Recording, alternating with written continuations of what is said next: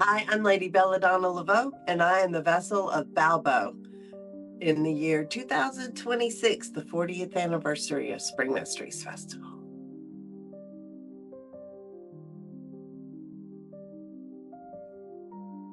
So I usually get called because it's important to the progression of the mysteries. And Baubo has been one of these ancestral deities that we just can't quite put our finger on what it is that she feels like we have forgotten. She, every year, her vessel comes up and says, "Don't forget me, don't forget me." And we're like, what are we forgetting? So I felt like I was supposed to hold Balbo this year because of the last year. I was like, look, I just got to go find out what it is. I have to be with her and figure it out. Well, then I got to go to Mount Olympus in the Olympic National Forest, and I took a 22-mile round trip hike into the forest to find out what was waiting for me there. It was something. The goddess was calling me there. And when I got there, I had a very profound experience about finding the goddess there. I still hadn't fully unpacked it. I got to go sit back up on that mountain and figure out more, because 22 miles is a long time to go in a day. And I just didn't have long enough to sit there and talk to her, but she was there. And the goddess was at a well. Balbo found the goddess at a well, originally at a farm. So the story goes. And then Eleusis grew up around it. So the version of the story we have today is a version of the story. And there are many versions of the story. The version we're telling you today is the version that she once told Demeter. But Baubo was the original. Some call her Iambe. And so in the greater macrocosm, you got microcosms, which are, minutes, days, months, years. And then you've got the macrocosm, which is eons. So you had the goddess here on the planet. You had, everybody was happy. It was eternal summer. People were, we had problems, but we were at one with the goddess, and we were at one with the land, and we weren't enslaved to colonialism. And then the goddess was taken away from us. And she's literally in the underworld. And when I say that, I have had visions of the goddess underwater, trying to escape from chains. And colonialism it's more than financial. They have stolen our understanding of who we are as people. They've stolen our souls. They've made us think that the earth started 7,000 years ago with one guy and one woman who was, taken from the dude, and that everything is here to serve man. And, no, she's ready to come back. Like, I know from doing the mysteries that she's ready to come back. And she's at that spring that I went to, that I was called to go to. And I threw a rock from Eleusis into the spring, and something happened. And it's so sacred, I can't really verbalize it yet. But that's why I'm Balbo this year.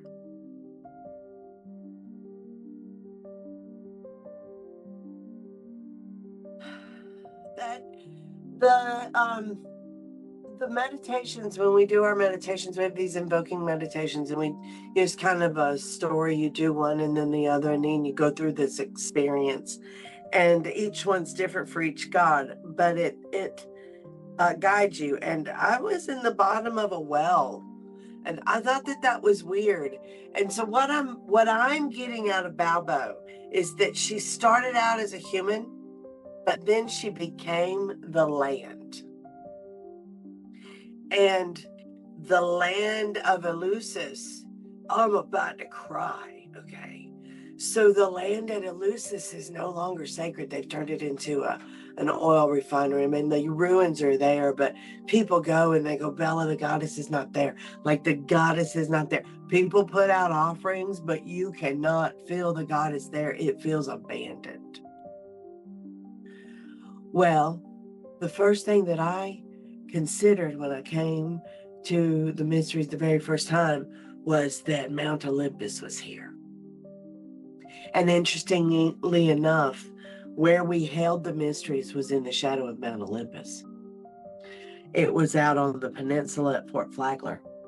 It was gorgeous. Fort Flagler's closed. We're trying to buy it, but I don't know if it's ever going to happen.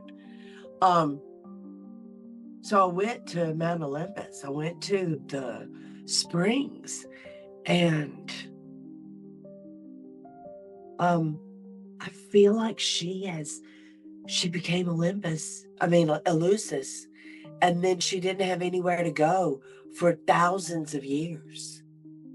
And they have resurfaced in the Olympic National Forest, in the state park over there.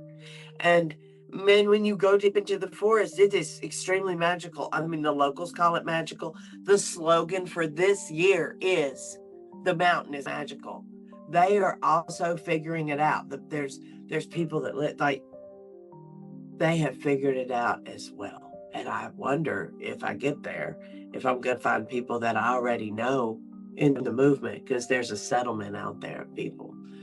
But I think Baubo has become the land, and she has called people there to bring back Eleusis in a different way.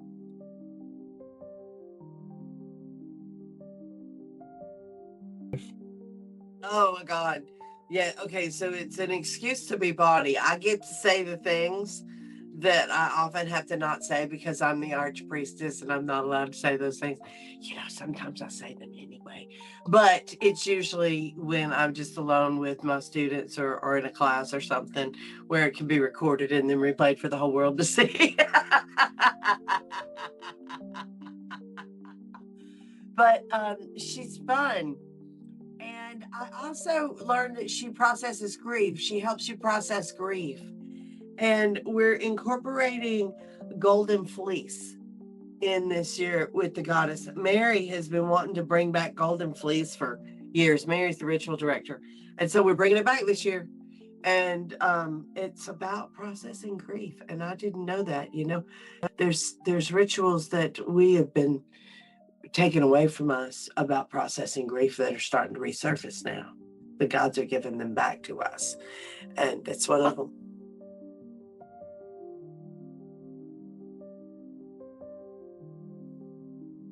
My name is Reverend Titania Thunderlily Laveau. I am a second-degree high priestess of Wicca in the ATC Wise tradition, and I am the votary of the House of Baubo.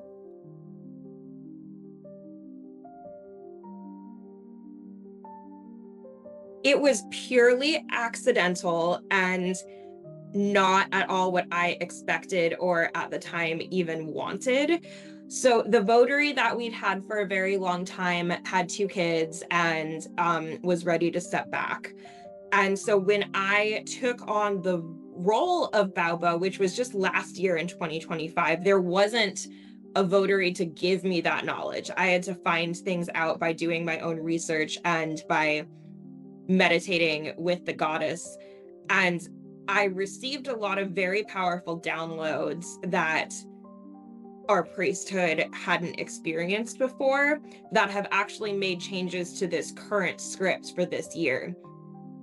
And apparently the Baubo that I presented was so on fleek, like so in character, canon, if you will, that the priesthood universally decided that I needed to be the votary.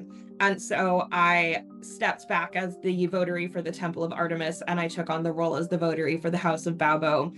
And it's been a lot of fun.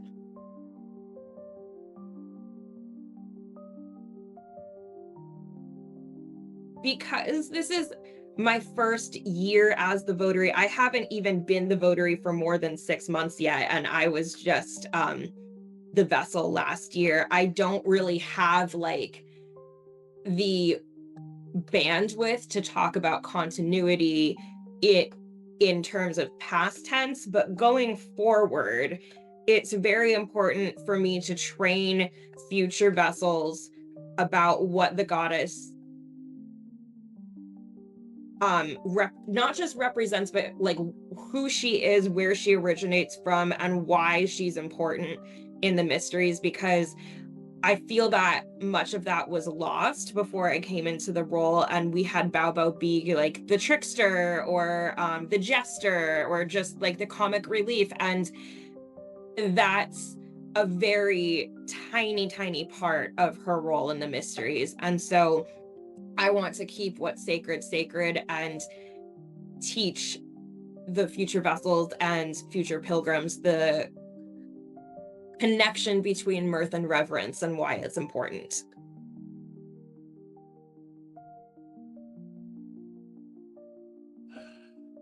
That so teaching the vessels that mirth and reverence is, and the balance between those two are Baubo's mysteries, and also teaching the vessels that we're embodying an incarnation of the Venus of Willendorf. Venus of Willendorf, and I'm sure you've seen images of her from like prehistoric Sumerian times, that like thick, chonky lady. She incarnates herself into many different pantheons all over the world in mythology. And in Greek mythology, she happens to have incarnated as Baubo. And so we are carrying on the mysteries of sensuality and sexuality, of bodily autonomy, of women's empowerment, of the fact that women can be fat and funny and beautiful, and men can't do anything about that. They just have to sit there and be happy about it.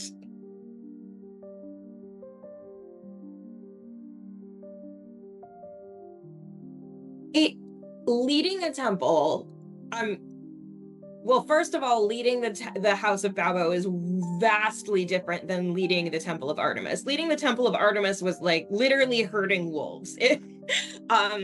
Leading the Temple of Baubo is a house full of very funny, heartfelt women all coming together to tell jokes, and it's a different side of leadership. Like, it, rather than like being an overlord and being like, everybody get in line, everybody do the thing, I feel like I'm more community centered and speaking as part of a whole rather than as an overseer.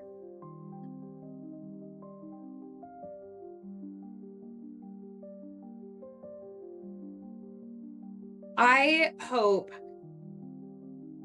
that we preserve the knowledge that the energy of Baubo is a primal force of nature. It's a sacred experience rather than just something to laugh at. Like, laughing is such a sacred act in and of itself.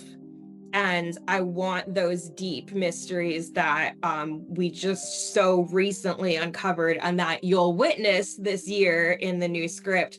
I want those to be told throughout the years until I give the role on to the next votary and far beyond.